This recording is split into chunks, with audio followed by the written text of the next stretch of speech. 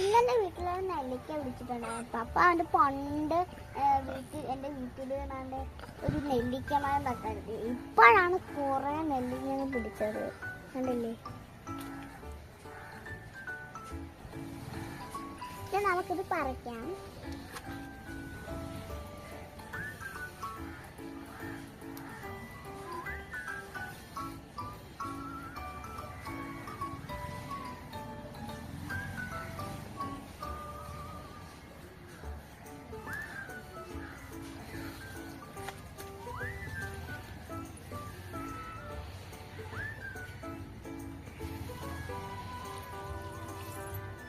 കഴിച്ചു നോക്കാം.